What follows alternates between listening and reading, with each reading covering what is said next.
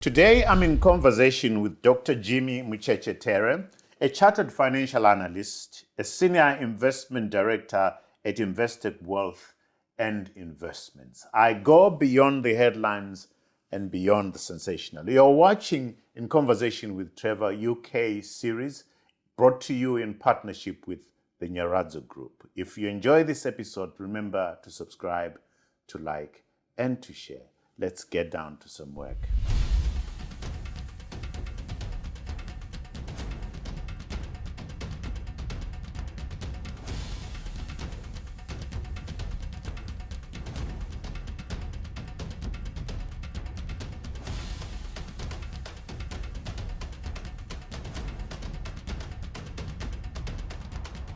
Greetings. Welcome to In Conversation with Trevor UK series brought to you by the Nyaradzo Group. I go beyond the headlines and beyond the sensational. If you enjoy this series, remember to subscribe, to like, and to share. Let's get down to some work.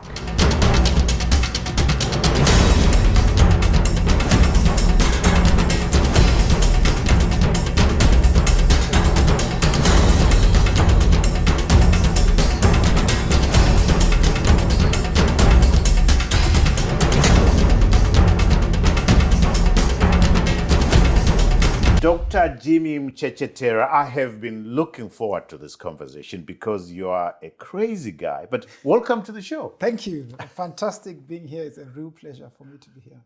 So, you are a registered medical doctor who is a chartered financial analyst. You have kept your medical registration going on for the past 7 years, but you're essentially in the financial services sector right now. I'm going to start by asking you, what have been the most defining moments in your life? The most defining moments of my life, certainly as a professional, have been having to change countries. You grow up in Zimbabwe, you learn how things are done in Zimbabwe, and then you come to a completely different country and they have a very different way of doing things. So you have to be able to learn quickly and adapt and get into the flow of things as they are. So that was the biggest challenge that I had. Why did you have to leave Zim? How did you leave Zim? I left Zimbabwe because, in one word, hyperinflation. If you remember the times when things became very difficult, mid-2000s, a lot of people were leaving Zimbabwe. I just graduated as a medical doctor. I did 2 years at Harare Hospital. And back then, and I'm sure the same is true now, you'd think a doctor would be comfortable in terms of financial well-being. But it wasn't the case. I used to work 5 jobs while I was in Zimbabwe. And even then, as a single guy, I still could not make ends meet. So the time came for me to try something. So you're running around hospitals, clinics, and whatever? What were these 5 jobs? So I used to work at Harare Hospital. Yeah. That was my primary job. I had a locum, it's called a locum, where you are standing in for someone else in waterfalls, which wasn't too far, so I could kind of do those things in tandem. And then after work, as it were, I had a surgery that I went to in Kwadzana. And then at the weekends, because my parents lived in Zimri Park, which is close to Rua, just outside Harare, I would go and work there as well. On the weekends as well, I used to work at the Simas Clinic, so that's 4 jobs. And then on a Sunday, I used to work at the Harare Racecourse. So at the racecourse, there's always an ambulance and a doctor. If you look when the race starts. So the ambulance will follow along with the horses, and then the doctor will be the car that's behind. And that is there at the start, and then it peels off and goes to the end after the race is finished. And that used to be me sitting in that car. So I used to work Monday to Monday, every day, and even then, it still wasn't. You couldn't make ends meet. I could not make ends meet. So I got to a point where I had to do something, and because I was single, I could take the risk, go away, try something different. If it failed, I could always come back. Talk to me about that, the thought process of 5 jobs, it ain't working. What do I do? Talk to me about that and the decision to say, I think I need to up and go. It was a question of, I've invested so much time and energy into this process. For those who don't know, you have to study for 5 years. And then once you've qualified, it's a very hard degree, to be honest. You have to do 2 years as a junior doctor, after which you then become effectively a registered doctor. Normally, after those 2 years, you have to go to a district hospital and spend a year there, and then you are given free license to do whatever you want to do. So I'd invested a lot already, and I couldn't see any promise that things are going to change anytime soon. Like most people, I wanted to specialize, I wanted to better myself, improve myself, still young, a lot more to give, but the opportunity just wasn't there. So it was a question of, do I just go with the flow, or do I engineer an opportunity for myself? So you engineered an opportunity So for I yourself. engineered an opportunity. How did you do that? Well, it was happenstance. Like most things, it was an accident. I never would have imagined that I would end up working in London in the finance sector. Never in a million years. But what happened was that a lot of people were leaving Zimbabwe during that time, if you remember. 2008? No, this was 2007. 2007. When I left. A lot of people had left just before, when you didn't need a visa to come to the United Kingdom, as an example. But even after that, people still left Zimbabwe. But doctors couldn't leave because there is a special letter that you get from your regulator, your health regulator, which allows you to be able to register with a different regulator. Now that letter, normally you just go to your regulator and you say, this is me, and then they give you the letter, no problem. But they decided to say you're not going to easily get that letter because they'd invested a lot in us, training us as Zimbabwean doctors, and if all the Zimbabwean doctors left, then what's going to happen to the people in Zimbabwe? And it takes 7 years to train another doctor, so they were not going to make it easy to do so. So what happened was that there was an opportunity to move to some SADC countries that did not train their own doctors. So they had a pact with Thabo Mbeki, for example, that you couldn't go to South Africa, you couldn't go to Zambia, Malawi. But there were countries such as Swaziland and Lesotho where they didn't have their own medical training facilities. And so, they were obviously looking for doctors to come in. So that's what happened.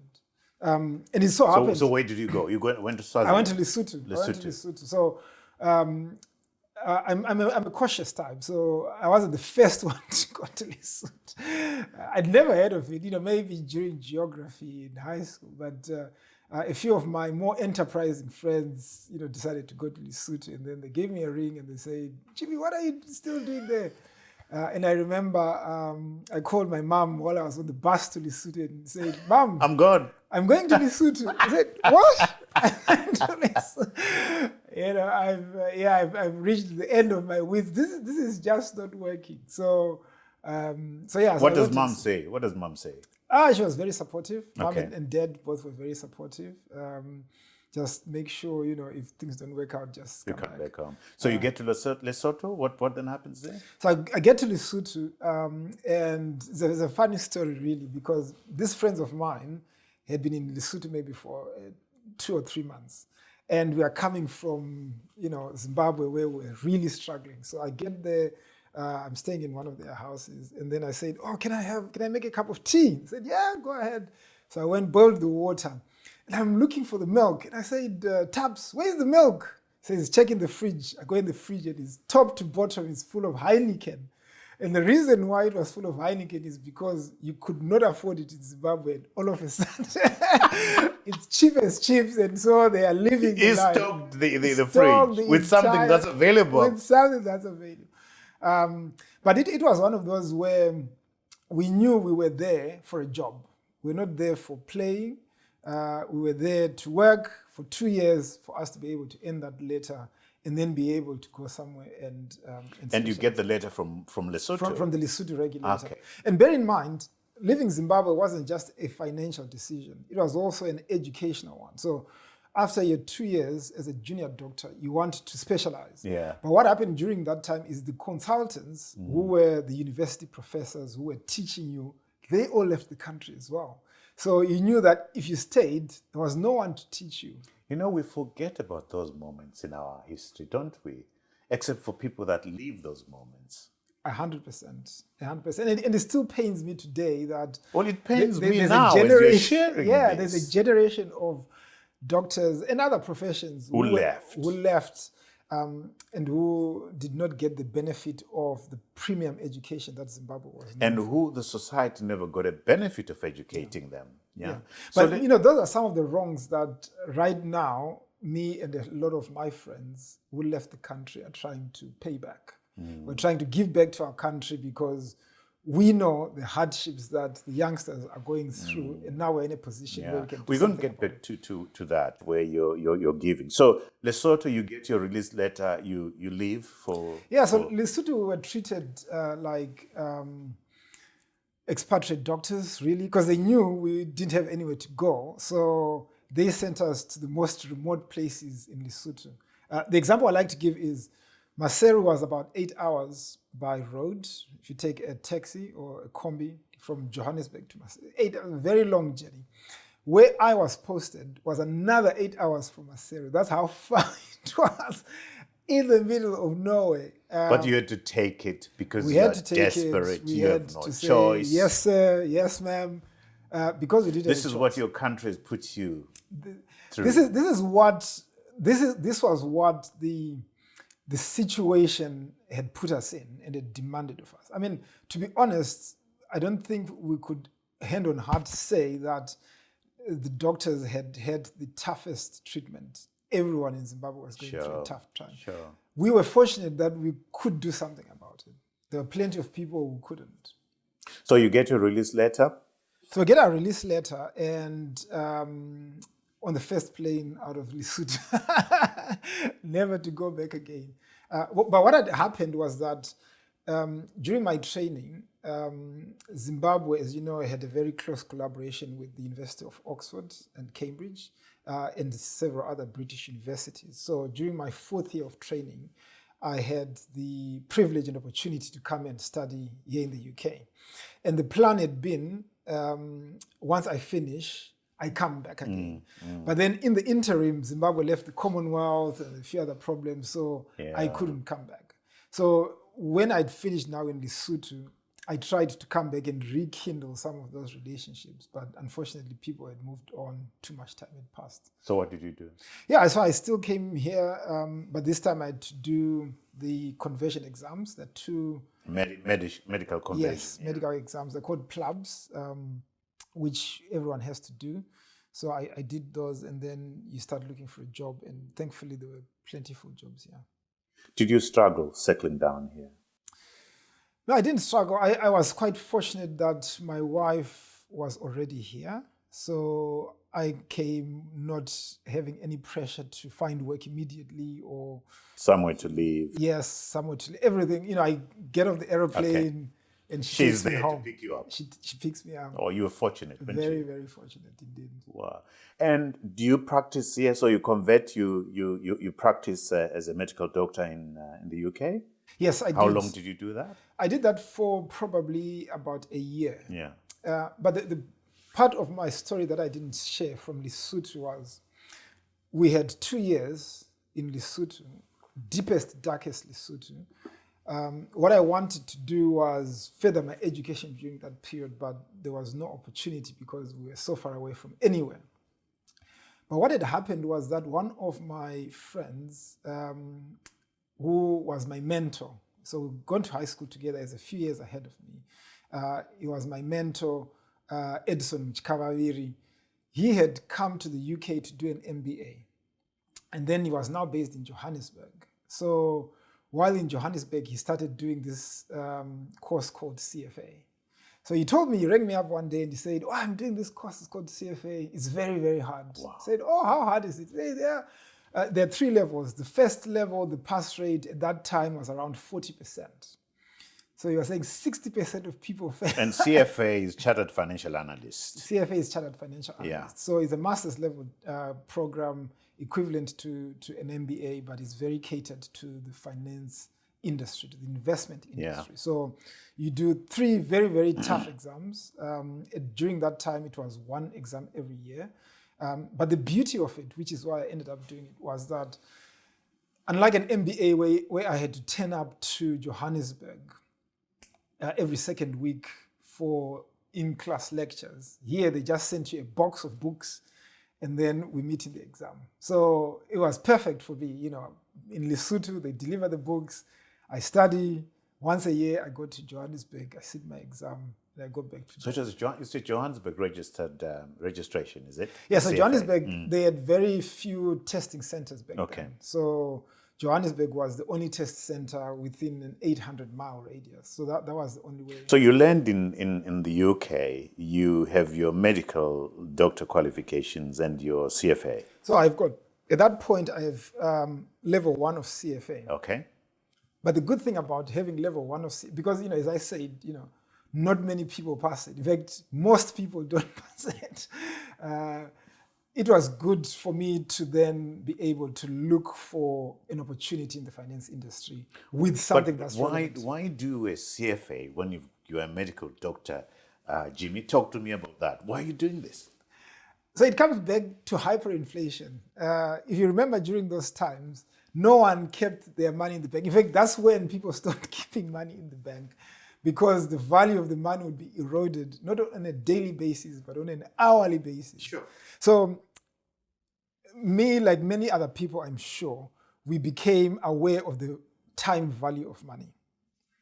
You cannot just think of $100 as $100. What is it going to be in terms of value tomorrow, next week, next month?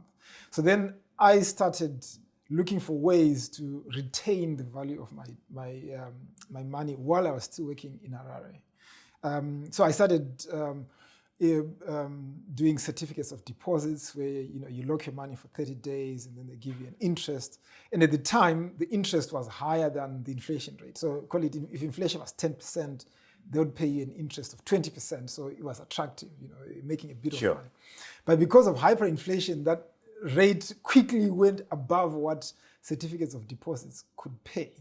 So that then forced me into the equity market where the value kept much better pace with inflation. You're investing for yourself. I'm investing in myself. So I'm buying shares in OK Limited. I'm buying shares in Rio Tinto. I'm buying shares in... It's a hobby, it's an investment. Initially, it was a hobby. And I remember my father could not understand it. Why I can't understand it right now.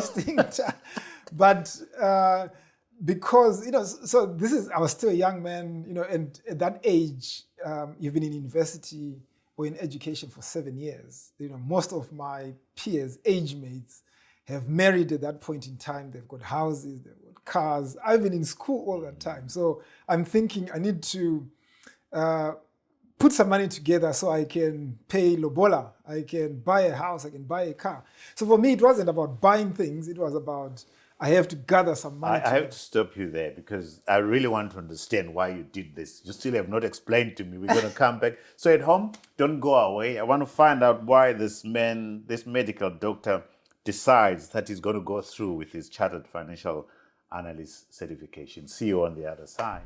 We talk about hyperinflation and that period in Zimbabwe as an entirely bad thing. That's not true.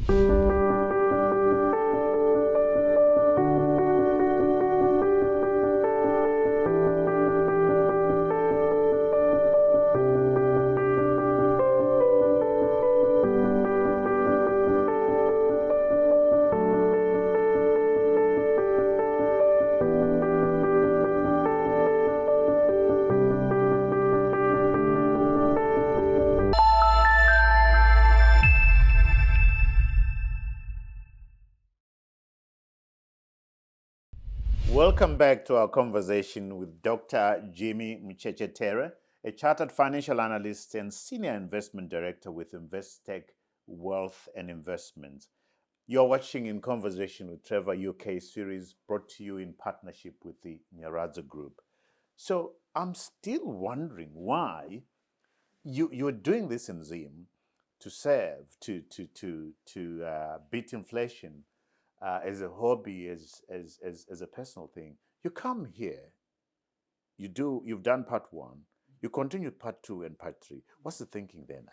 So there wasn't any real formal thinking there. I was effectively bitten by a bug. So the trouble with Zimbabwe at that time, now things have changed, but at that time, there weren't very many opportunities for youngsters. So you go to a high school. I did maths, physics, and chemistry. I had, effectively 4 options. I could be a lawyer, I could be a doctor, I could be an engineer, or maybe, an accountant, or do articles. Those are the main kind of options.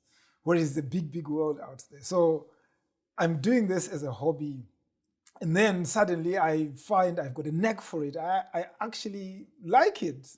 Make no mistake, even up to now, my fondest memories as a working professional are from when I used to treat patients and hold sick babies and do cesarean sections. Without a doubt, no holds barred. But I got bitten by a bug which did not leave me. So in the course of studying for CFA, you get to learn new things, and those things I found fascinating. What's the bug? The bug is, there's a book that I read called The Richest Man in Babylon. Mm-hmm. I've read that book. It's a beautiful book. It's a beautiful book. 10% of your salary, pay yourself 100%. Before you pay anybody else. Yes, 100%. And the whole point was, if I could get to a point where my money is doing the work for me, it frees me to do all the other things that I love. If what I want, at that point, I wanted to become a doctor for Medicine Sans Frontiers, which is MSF. So this is an international organization of doctors that go into war-torn regions, into Ebola-ridden regions, and give their services for free. Public spirit. 100%. So that's what I wanted to do. But here I was, stuck in Zimbabwe, and all I could think about, where am I going to get my next meal? Where am I going to get petrol? You remember those days?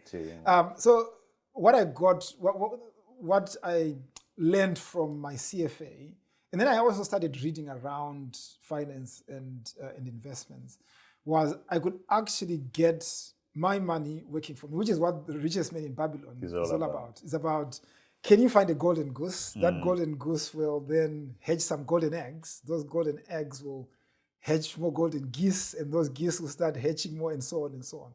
So effectively, it's a book about compound interest. And in one word, that is what intrigued me. That's the bug. That's the bug. How can I make compound interest work for me? I think people often say, and I'm not sure whether this is true or not, but Albert Einstein would have said something like, compound interest is the 8th wonder of the world. He who doesn't know it pays it. And what he's effectively talking about is, if you want to know the real power of compound interest, you've got to understand it. And that's how you can get it working for you. Otherwise... Jimmy, I am battling as you're talking. Yeah. So you want to work for Doctors Without Borders. You're compassionate. You love holding kids when you've treated them.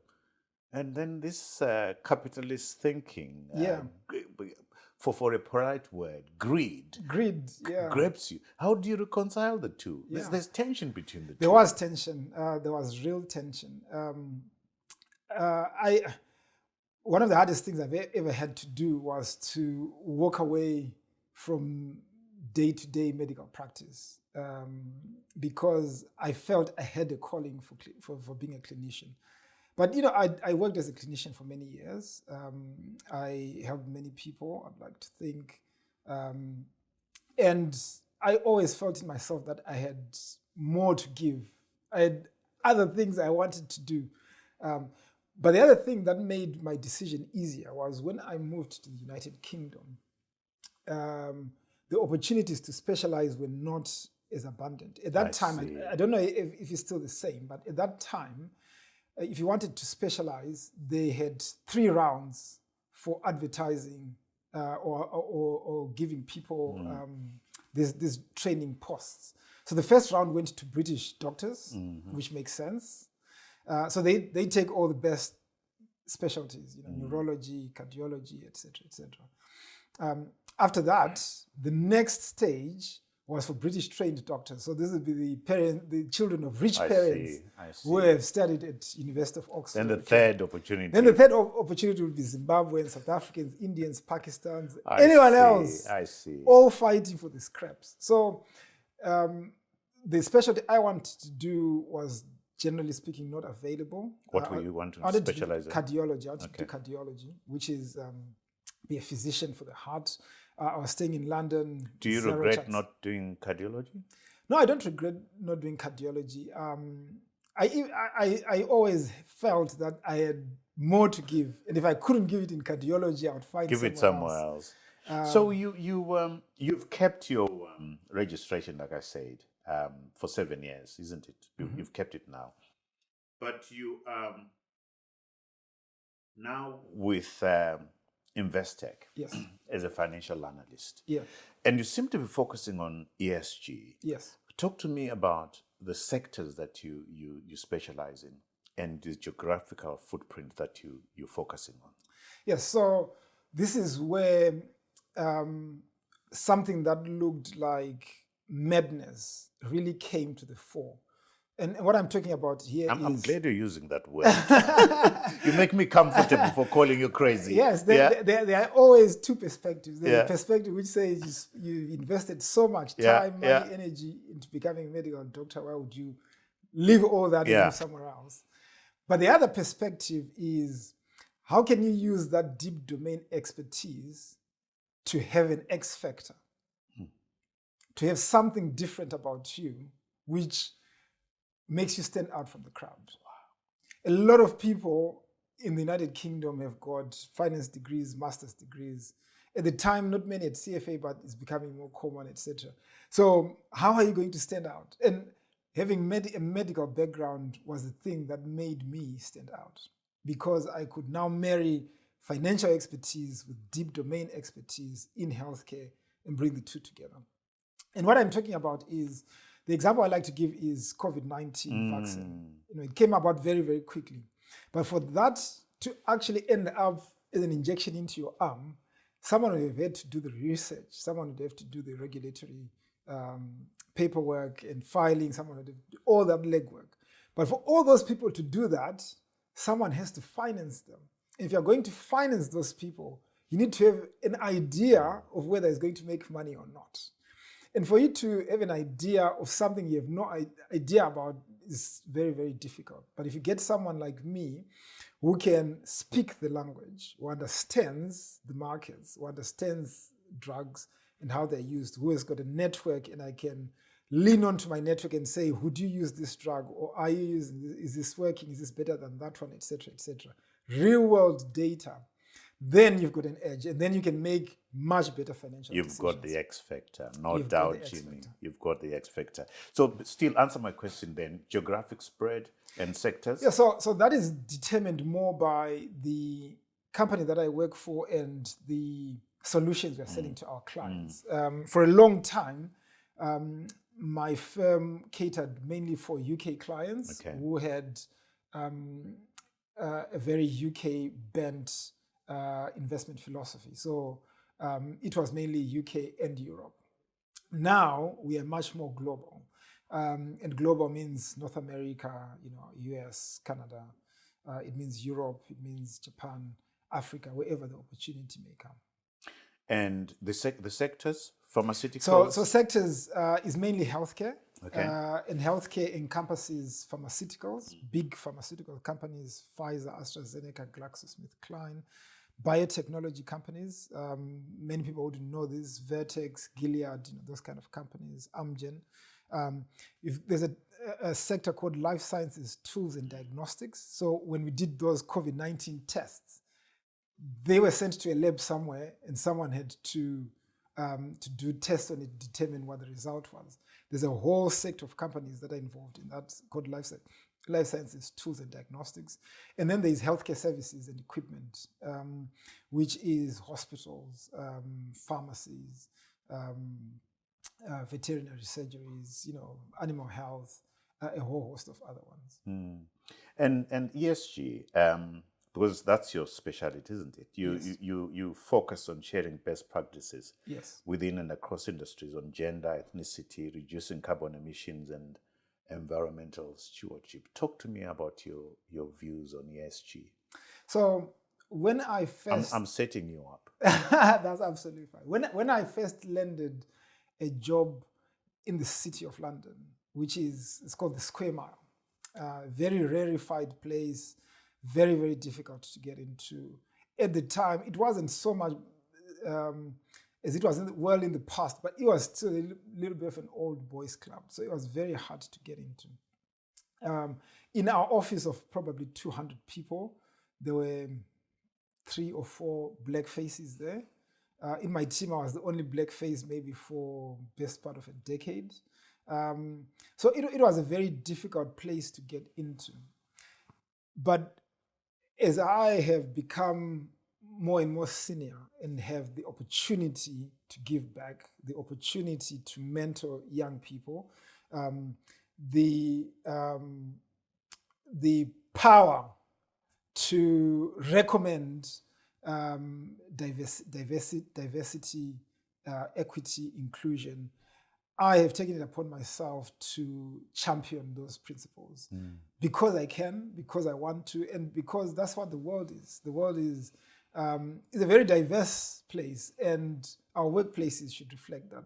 But not only that, what you tend to find that is our results will also be improved if there is diversity. There isn't herd mentality because everyone went to Eton and then Oxford and Cambridge. So that's where that came through. And then the other bit was, which I mentioned earlier on, how can I give back to society, in particular where I come from? There's a funny story I tell where I was at this event deep in the UK, south of the UK.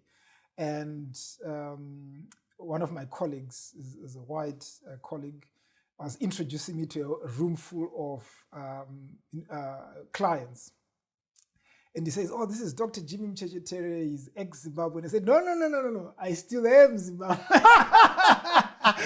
Well done. Yeah, I well still am done. Zimbabwe because I've never forgotten where I come from, and I'll never forget. And I'll do what I can to champion. How does it feel? You are 1 in 100, one black person in that place. What does that feel like? Feels intimidating. It feels you've got to have a thick skin. You've got to do things much better than everyone else to get the same recognition, if you're lucky. If you are lucky. If you are lucky. You've got to engineer your opportunities because no one's going to give you any opportunities on a plate. That's the nature of it. And so what one learns is that you are there by yourself, you're there to work, you're there to get as much out as you can. Things have changed now. A lot of... Tell me, does that not cause you to doubt yourself? Because you work doubly hard to be recognized. And like, to use your own words, if you are lucky, you make it. Do you not at some point sitting at home begin to say, maybe there's something wrong with me? I think I was fortunate that my character was always one of, I will push through any hardships if I can. In fact, we talk about hyperinflation and that period in Zimbabwe as an entirely bad thing. That's not true. One of the things that taught me and all the Zimbabweans who went through that period was resilience. You know, you know that no help is coming from anywhere else. I'm not going to pick up the phone and dial 111 and help is going to come. But it's resilience to a fault, Jimmy. I mean, yes. we put up with so much. Jimmy, let me push back on ESG. You'll be aware that there is... maybe let's take a break. I can see I've been told to take a break. So when we come back, I want us to go to ESG. I want to push back on ESG and let's talk about greenwashing and all that kind of stuff. So at home, don't go away. Join us on the other side. Some of the drugs, they might work well here in the UK, but they won't work as well in Africa because they were not tested on our own people.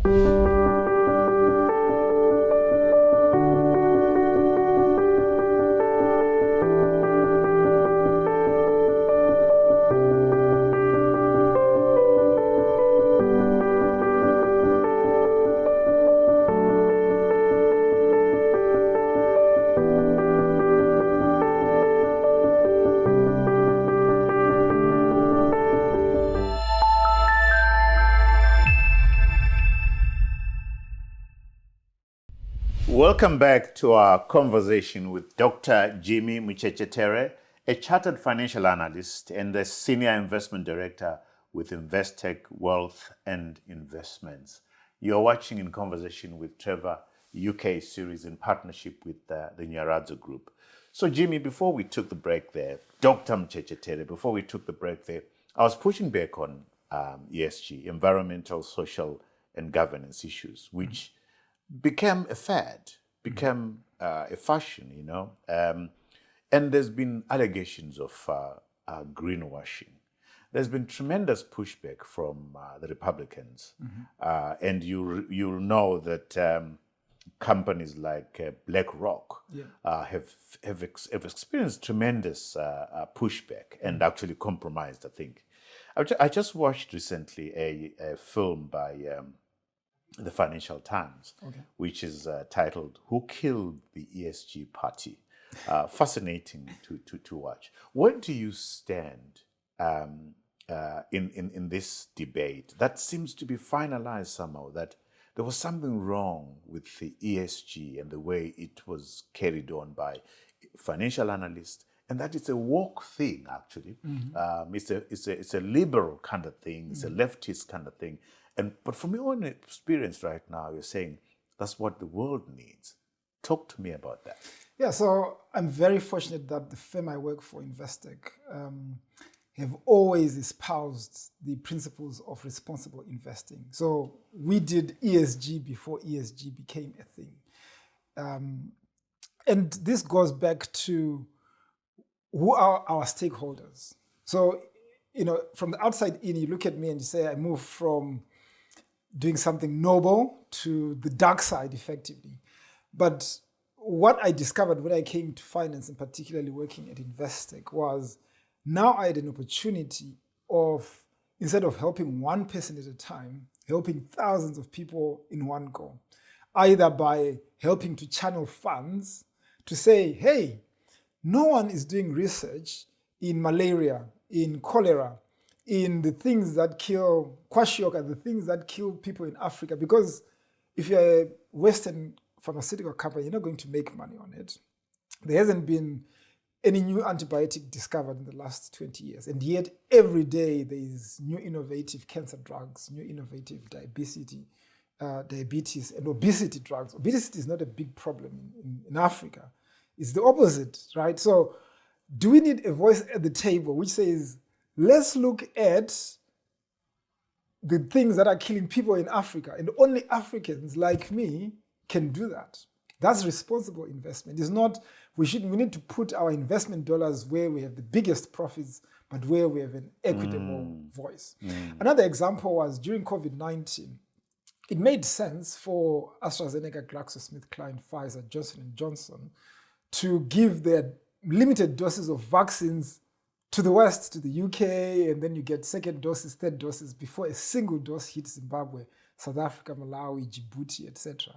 But you need someone sitting at the table to say, we need equitable access to medicines. And another one is the pricing as well. The pricing that is paid here is unaffordable in Africa. So how can we make sure that equitable access is not just you can get the drug, but you can afford that drug, so it's affordable access. So those are the kind of principles that we at Investec have long espoused, which then, admittedly, were caught up in this whole ESG maelstrom. Like most things, you know, it goes hyper and then it comes down. But fortunately, you know, we have been a member of various organizations, the United Nations, groupings around responsible investment, because we have said as a bank, who are our stakeholders? They're not just our employees like me or our shareholders, but they're also the rest of the people out there, society. And then the final thing that we learned and that I've always championed is, what's the environmental impact that you're having on the environment? Climate change, yes, I know that there's a lot of heated debate about climate change, but it's apparent that countries are becoming hotter and hotter. I was recently on holiday, and it was so hot that at breakfast you were sweating and you're thinking, wow, this is so hot. And you'd spend either the day in a swimming pool, cooling down, or in a hotel room. And in a hotel room is because there's air conditioning. There goes your tourism. 100%. So climate change is a real thing that's happening. Water scarcity is a real thing that's happening. Air pollution is a real thing that's happening. But so what's your response to the pushback that has made companies like BlackRock begin to rethink ESG? So I think the pushback is right if companies and people are doing it as a tick boxing exercise. What I am focused on, and what fortunately Investec is focused on as well, is impact. Can we measure impact? So when I'm talking to companies, for example, I want to know what's the baseline water usage in 2019? How has that changed since then until today? And then we can actually have a conversation, as opposed to we've got a policy on responsible water usage. Tick. And then it's a tick box exercise. Governance, you talked about governance. That's very important. You need to have a board of directors that represents society. Are there women on the board? Are they Black people, Asian people, other ethnicities on the board? I'm a feminist. I've got a wife and 3 daughters. So as you can imagine, You're biased. I'm a feminist. So I like to champion women's causes. Yeah. And when I'm speaking to the board or the chairman of the board at a company that I cover, I want to know, why is it there aren't any women on there? Why is it there aren't any young people on the board? That's the future. So if we are trying to have diversity, not just for the sake of diversity, but diversity of thought, of process, of perspective. But that's the best for society. pushback from the right wing and stuff is, don't prescribe to me where I should invest. Yes. Don't slow down my returns on my investment by forcing the stocks I've invested in to go to those ESG things. I want 3% return. Yes. And your ESG requirement is reducing my return to 2% because you're measuring ESG. So one of the interesting things that one learns when you go down this responsible investment journey is that there are hidden costs that companies don't pay every single day. Take a pharmaceutical company. You manufacture some tablets, there's chemical waste. Where does that chemical waste go? Either it goes into waste area far away from where people live, but it leaches into the water. Once it leaches into the water, somehow it ends up causing cancer in people. But that's not an apparent everyday cost. So the return that you're talking about is minus that hidden cost. Yeah. What we're talking about responsible investing is, what are all the costs? If our stakeholders is everyone, is the whole of society, what are all the costs? Let's put those into the equation, and then we can measure returns accurately. A lot of companies will emit carbon dioxide. The impact is not going to be immediate. There are no consequences. But we know that that's causing climate change.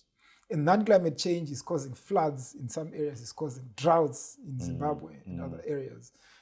It's causing pestilence, it's causing all sorts of different problems. But those problems are far away from where the problem was actually started. caused. Yeah. So how can we, as a society, because one thing we know for sure is that we live in a biodiverse world, and it's an ecosystem. It's not like one group can just function by themselves and don't care about everything else. Eventually, everything will break down because it's an ecosystem. So you've got to look after the whole ecosystem, and that's what this one is. Describe in a nutshell what your primary responsibility in your job is, in a nutshell. In a nutshell, my primary responsibility is to look for companies that generate a sustainable profit and are valued in a way that our investors can profit from that as well. Okay, and then you direct your investors to those companies. So then we buy the shares of those companies, and we hold them over a period of time. And if they're generating positive, what we call economic profits, over time, the value will increase. But the key word there is sustainable. Sustainable not just from a competitive standpoint, but also from an ESG perspective. So if, for example, you are polluting the water and you're making say, profits of 40%. That's not sustainable if the government comes and says, hey, you're polluting, you need to start paying. And if you start paying, that wipes out your bottom profits. line. 100%. So the key for us is sustainable competitive advantage. Can we find companies that are building something of value and we go along with them on that journey? Talk to me. So, I learned this yesterday as I was reading around you. So, Investec Wealth the Investec Wealth and Investment UK is now part of Rathbones Group PLC. Yes. In a nutshell, again, what happened there? So what happened was that Investec South Africa, or Investec Bank, which is headquartered in South Africa, owned Investec Wealth and Investment, and they decided to do a merger with Rathbones, who were, you say Rathbones was biggest wealth manager in the UK. Investec was a close number 2. Okay. So by pulling resources together, you have what are called synergies. So, you share the costs and then, you expand on the profits. And part of that was a regulatory thing. Since the financial crisis, regulatory costs have been rising, cost of compliance, etc. So to counter that, instead of having 2 compliance departments, you've got one. Instead of 2 marketing departments, you've got one. So you share the costs and then, you're able to do that. So Investec remains a strategic investor in this new Rathbones. I see. Yeah. Let's go to another issue that you raised: pharmaceuticals and the shortage of vaccines. Yes. Right now, we've got mpox, yes. Which is spreading, and there's a sense that there's a shortage of vaccines. And the situation is where Africa is being served by charity. Same thing as we had with COVID. Surely the answer for Africa is not charity. There must be a sustainable response to manufacturing vaccines on the continent, training our own expertise on the continent. What's your pushback on that? I don't have a pushback. That is exactly what my friends and I are fighting for on a daily basis. How can we get the required resource and expertise on the ground in Africa to not only manufacture the drugs, but to do the research in Africa? Let me give you an example. When a drug gets to market, whether it's a vaccine or a drug, doesn't really matter. It has to go through clinical trials. And oftentimes, those clinical trials are done in the United States, United Kingdom, Europe, Japan, Australia, etc. Because they've got the expertise, they've got the hospitals, they've got the patients, they've got the specialists, they've got the regulatory expertise, the legal expertise, etc., to be able to run those clinical trials all the way from start to finish. Those expertise lack in Africa. So as a result, the test subjects were Caucasian or not African people, as an example. So what you tend to find is some of the drugs, they might work well here in the UK, but they won't work as well in Africa because they were not tested on our own people. So what we need is to be able to do that testing in Africa. So in China, for example, they still require, in Japan, they still require you run clinical trials on Chinese people and Japanese people for that very reason. But because China and Japan can afford it, and they've got the expertise, that's fine. But my point, Jimmy, is surely it's okay for us to want to demand the AstraZenecas of this world to do things for us. Should we not, you and I, be lobbying our own governments to ensure that the health delivery system, the manufacturing of drugs, equipment and so forth, you shouldn't be in London, you should be in Zimbabwe. The expertise that work for these multinational corporations who can be in Africa because of terrible conditions in Africa should be coming back to us. Is that not our point of focus? That is 100% our point of focus. It is going to be a collaboration between the local governments and these Western companies, or companies that we can start on our own and use them in Africa. So that's what I do. So when I say friends of mine and me, we are all trying to collaborate. Is it organized? Is this yes, it's organized. We're trying to either found our own companies, not charities, but our own companies that run in Zimbabwe and deal with Zimbabwean problems using the expertise we've learned from the Western world, or run it in partnership with Western companies. But as I said, it's a much bigger problem.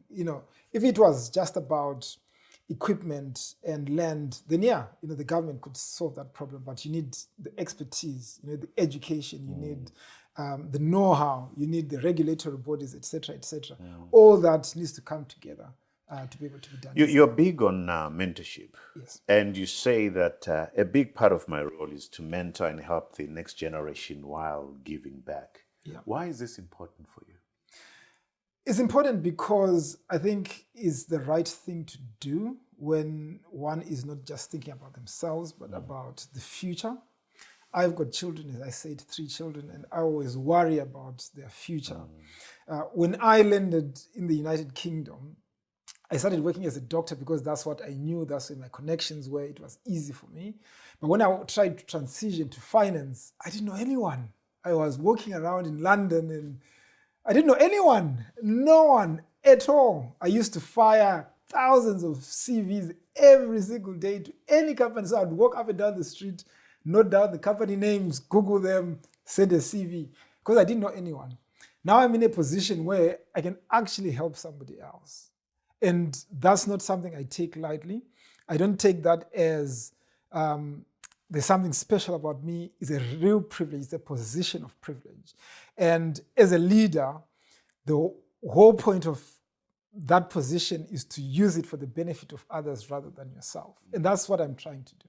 So the next young black kid that lands on these shores, wants to get into the city of London, doesn't know anyone, give me a call. I've got mentors for many different things. I like to think of them like coaches. We were watching the Olympics not long ago, and you could see the coaches on the touchlines, trying to help their athletes to improve this or to do something different. You see the coaches in football trying to say, yeah, you move there. And I view it the same way in my life. Whatever area I need to improve, I will always find or look to find either a mentor or a coach. Sometimes they are physical, like Trevor Ncube. Sometimes there are podcasts or YouTube channels that I follow. Sometimes there are books that I read, people who've long since passed, and I can read off them and get coaching and mentorship that way as well. What has your life taught you about yourself and life? Life has taught me that opportunity is a strange animal. It often appears after a loss. And that's deep. Yeah, oftentimes one door closes and we're crying, pulling our eyes out. But oftentimes that's when you have to look for opportunity. And it's there.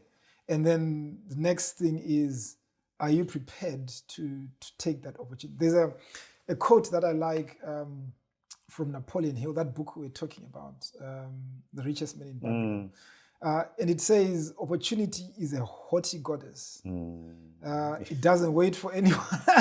And it's so true. True, yeah. It's so true. It's there, a fleeting moment, and it's gone. You lose it, it's gone. So I like to think of luck as opportunity meets preparedness, right? I can't do anything about the opportunity. It will come whenever it comes, but I've learned that I need to be prepared. I've always got to be prepared. So working towards something, and then when the opportunity comes, bam, I'm lucky. I could go on and on with you, Jimmy. You're just an amazing person. You fascinate me. Very kind. You fascinate me.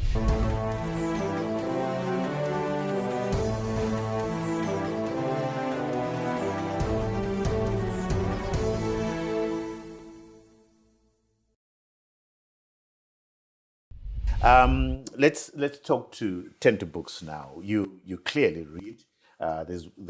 We have a meeting of minds with The Richest Man in Babylon. Thoroughly enjoyed it, and I'm going to be going back. Do you have any 3 books that you'd want to recommend to our book-loving audience? Yes, so I would say The Richest Man in Babylon is a book I would recommend. Very short, very accessible, and it's profound in that it's written in a very simple language. So it's accessible to everyone.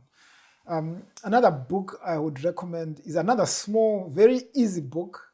It's called Who Moved My Cheese? Yes. So Who Moved My Cheese was written by a doctor, so maybe I've got a soft spot there as well. But it's a book that talks about opportunity. So it's got 4 characters, 2 mice and 2 young people.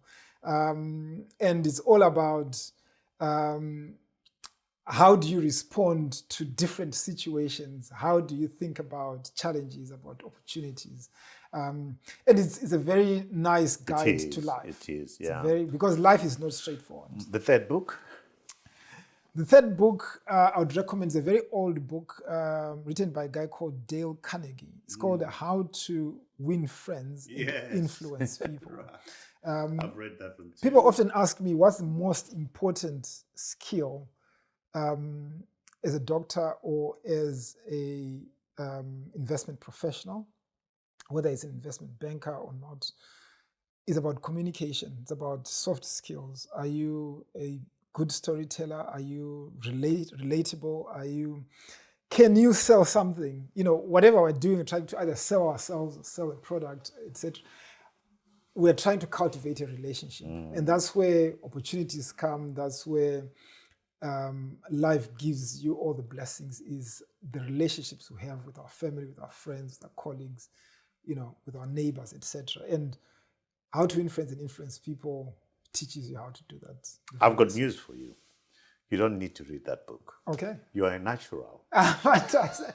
Thank you. You're a natural. You communicate amazingly. You walked in here. You made us laugh. You're so easy. You're so humble. For a man who's achieved what you've been able to achieve. Very kind. I appreciate What's the next biggest thing for you? I've got some crazy ambitions. You're a crazy man. I got some crazy. What can I do to? I recently lost my father. I'm so sorry to hear that. Yes, he battled cancer very bravely. Oh, so sorry. But in his dying days, he was very proud that he was into building houses for people. But he wasn't really a businessman because he rented these houses at below market price, far below market price. You looked at the rents, you're like, you're giving this away. But why he did it was to give something back to society. So I still need to make my mark in terms of giving back to society. And I'm hopeful that the company that I talked about will be able to flourish and make a real important difference to malaria. And then maybe at some point, people won't say, this guy was crazy to leave medicine because I've now helped thousands of people. Absolutely. Jimmy, you're a great man. Thank you. Thank you so much for what you do. Allow me now to turn over to our viewers who are all over the world to say thank you for your support. Remember, we are a weekly show. We are out every Monday at 7 a.m. Central African time on YouTube. To ensure that you don't miss out on any of these quality conversations, please remember to subscribe, to like and share. And go onto our website, in conversationwithtrevor.com, to binge as much as you want. We view the comments that you make below this video in terms of your responses to what we've discussed. Keep those comments going. Until next time, cheers to you all.